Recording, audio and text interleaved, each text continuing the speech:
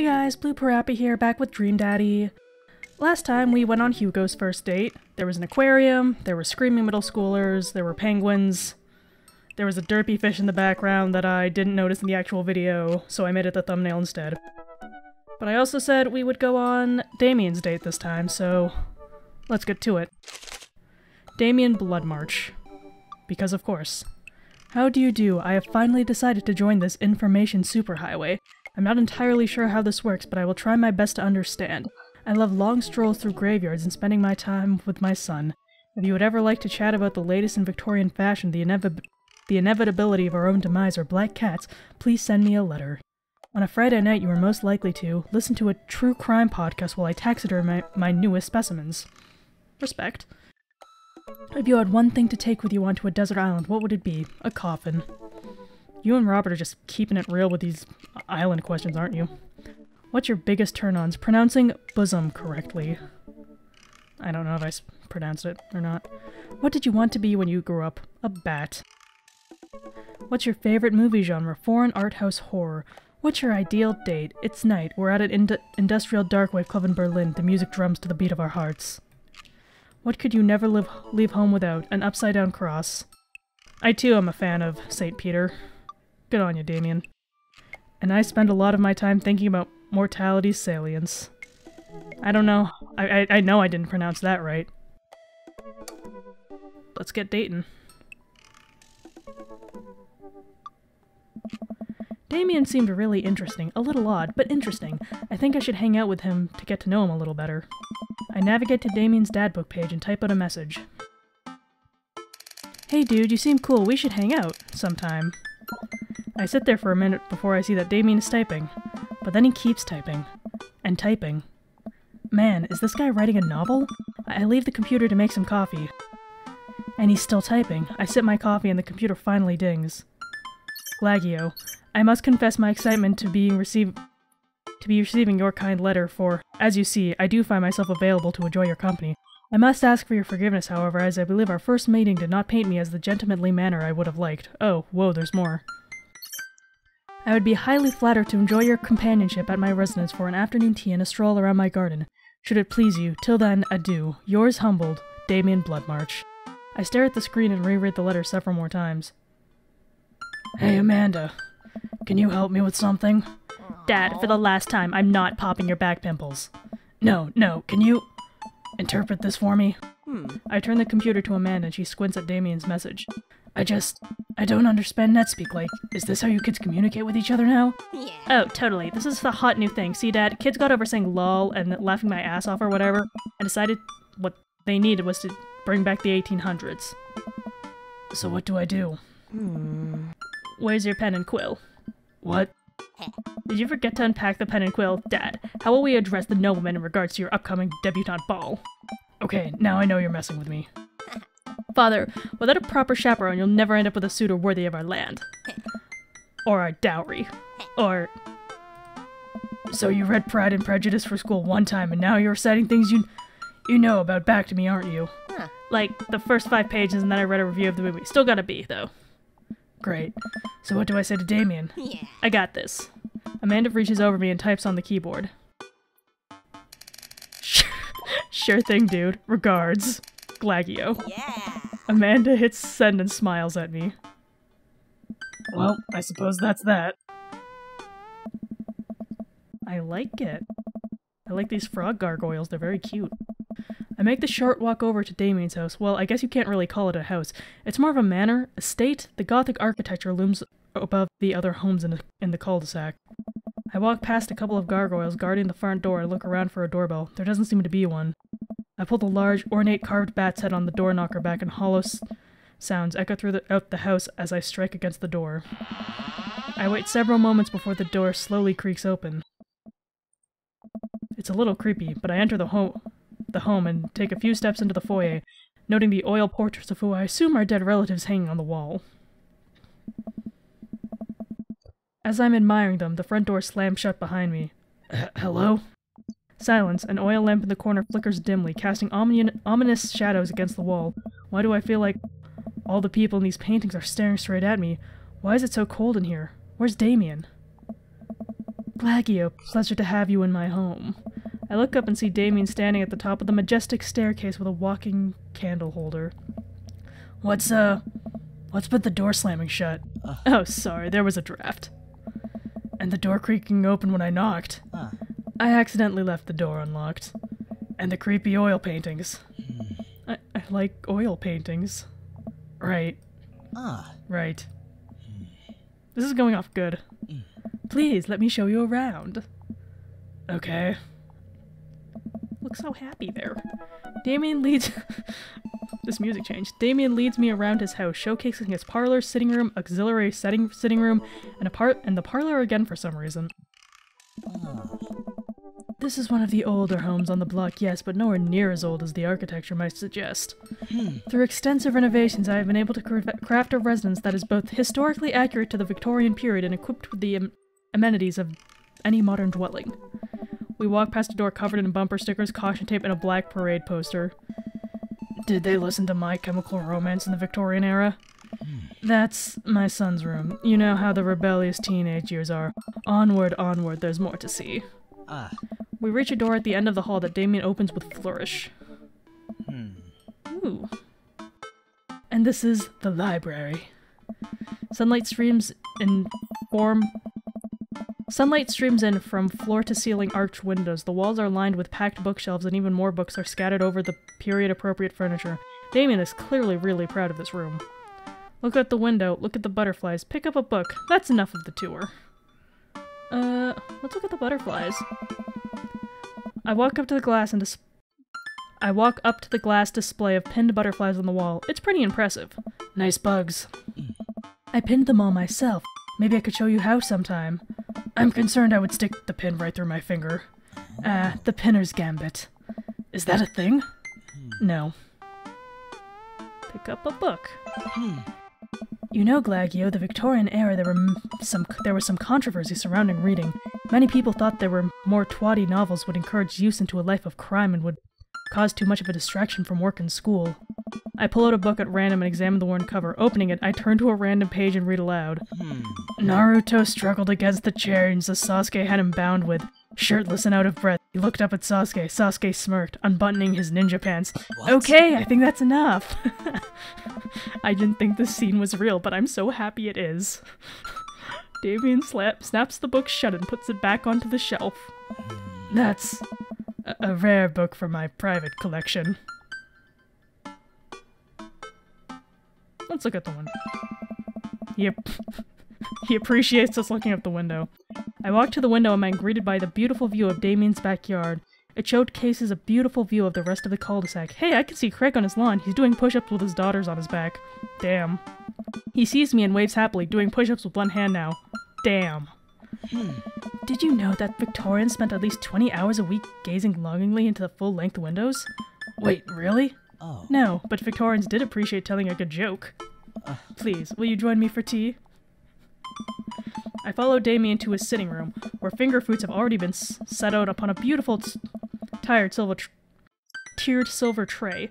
I take a seat on one of the high-backed chairs as Damien pours and serves me some tea. I can't believe we're having a high tea. I never thought I'd get to do this. Oh. Damien smiles to himself. What?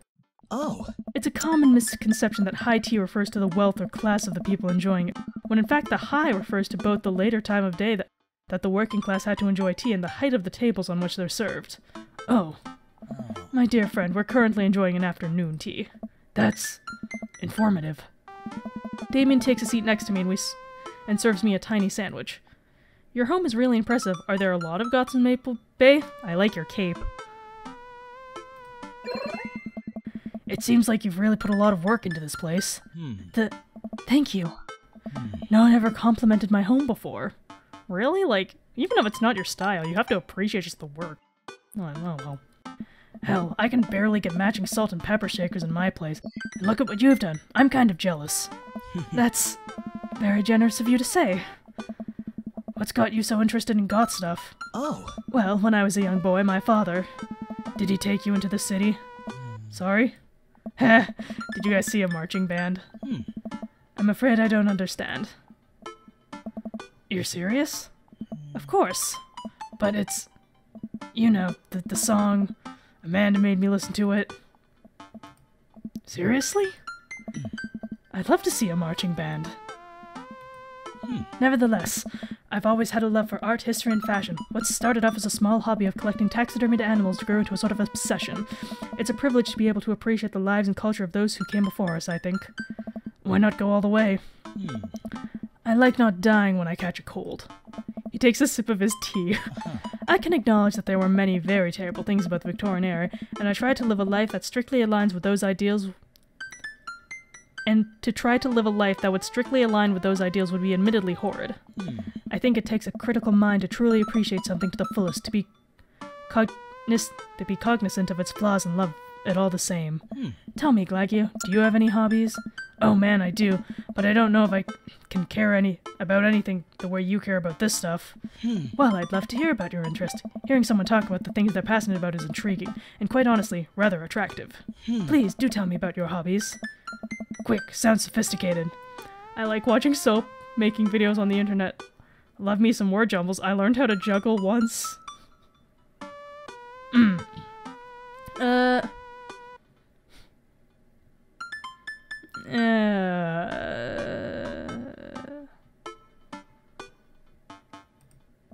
Soap is, an important advancement in modern society. Getting rid of germs and stuff, I would say that the people who make soap are the true heroes here. To watch them work is an honor. I, tried making some of the Manda ones and we both had to go to the doctor for rashes, which I guess goes to show that we should leave it to the professionals. He was not impressed with us. We finish our tea and finger sandwiches. Come, I have one more thing to show you. Oh, it's so pretty! Damien takes me around the back of his home, where a variety of flowers flourish in beautifully landscapes rows. A small stone path weaves through it, and butterflies flit lazily through the air. My garden. It's beautiful. Thank you. Victorians took flowers and floral arrangements very seriously. You see, it was considered uncouth to discuss the personal and romantic relationship in public, so lovers and friends alike would use bouquets to send secret messages to each other. Each flower and plant is symbolic of different feelings. For example, candy tufts mean its indifference. I just really like that fact. Even more interesting is one flower could mean different things depending on the other plants it was paired with. One had to be extremely careful, as even the style in which the ribbon was tied around the bouquet could affect the message. Damien leans down and plucks a gorgeous bright orange flower off a vine. Lilium bulbiferum, the orange lily. What do you think this one means? My loins are ablaze, thou art the tightest. 3 cheers for street revenge.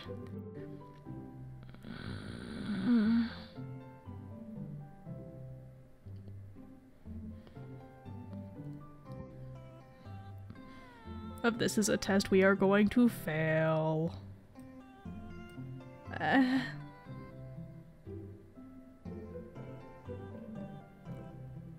Nothing so uncommon. Wait, what?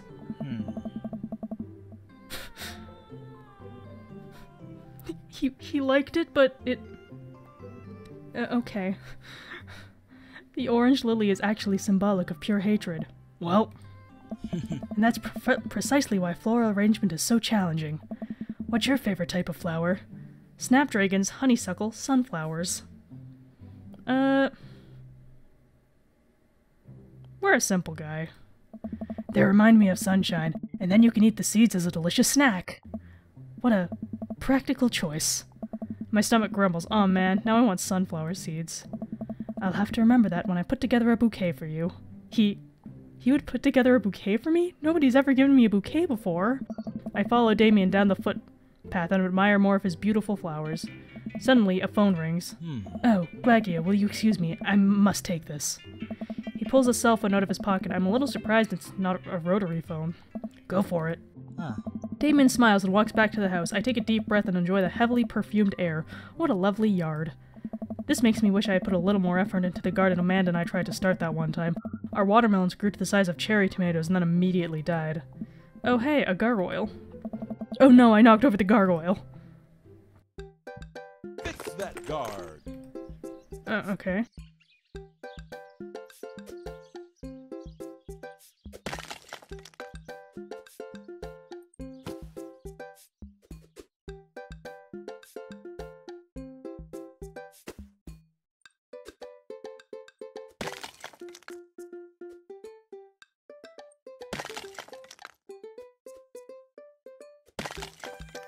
I have a feeling this was rigged.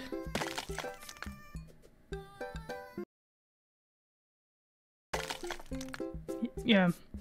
We're either missing a piece, or this just is not... Out of time! What? What was I missing there? Crap, I can't figure this out. Uh-oh. Here comes Damien. He looks upset. Oh, I hope it's not about the Garg. Ah! My sincerest apologies to keep you waiting. There's an urgent matter that I must attend to, so... What? Uh-oh. Glagio, did you break my gargoyle? All I did was lean on it. I just had it installed last week. No matter. I suppose it will give me a chance to work on my masonry skills. Now, if you'll excuse me, I'm afraid I must take my leave. That's no problem, dude. Everything all right? Damien worries the hem of his coat and his fingers and looks away. Everything is perfectly fine, but it's Lucian. What's wrong? He appears to have, well... His teacher needs me to come to school. Post-haste. Do you need help? Oh no, you don't have to... Let me come with you. Us dads gotta stick together. You're... Right, this is one of Lucian's more... elaborate stunts. I would greatly treasure having another parent by my side. Let's go. I need to make up for the fact that I kind of destroyed your gargoyle and couldn't...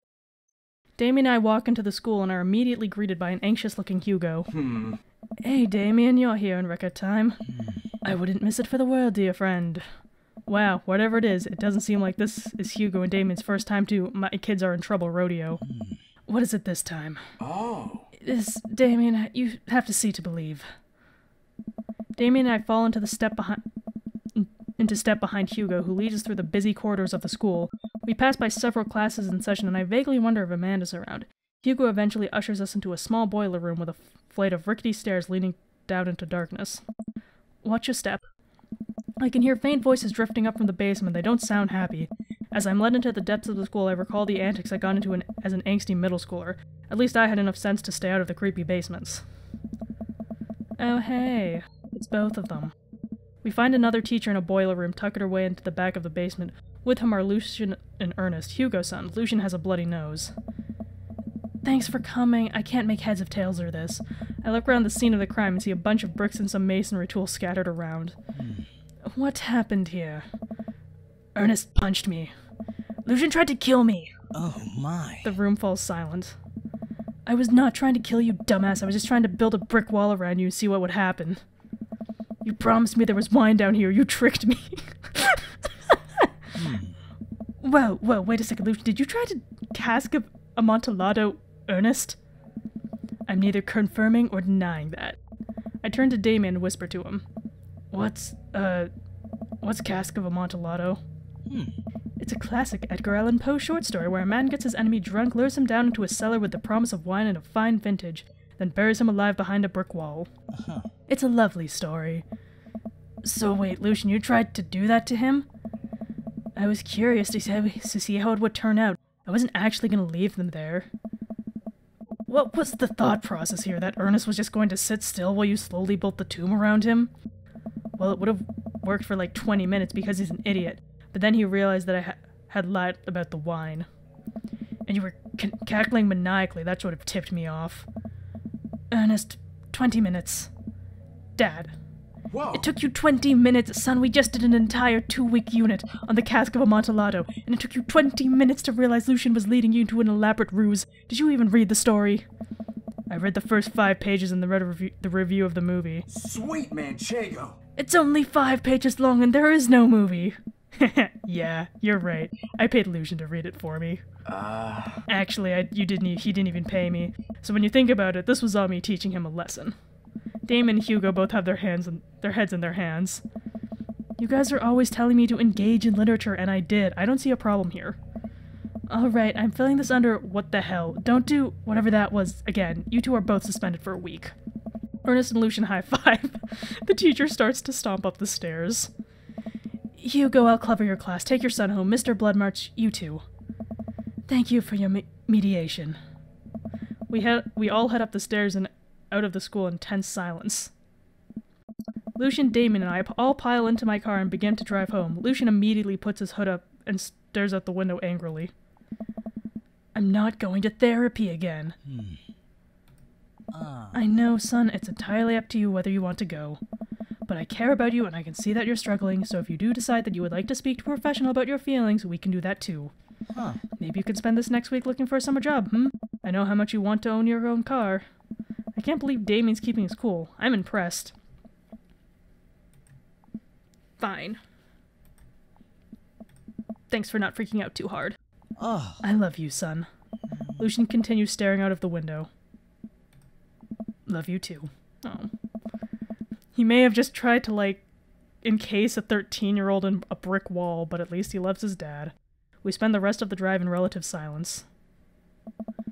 The moment we pull into the driveway, Lucian hops out of the car, slams the door, and runs inside.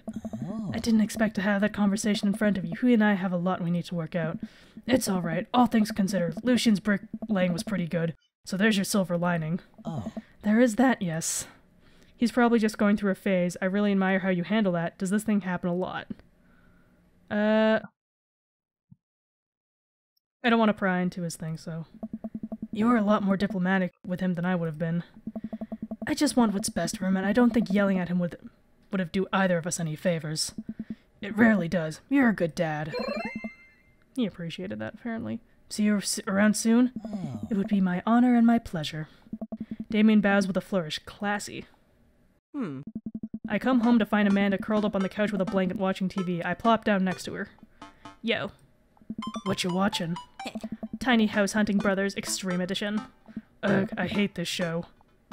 The couple on screen bicker back and forth while standing in an extremely small house made out of recycled bottles.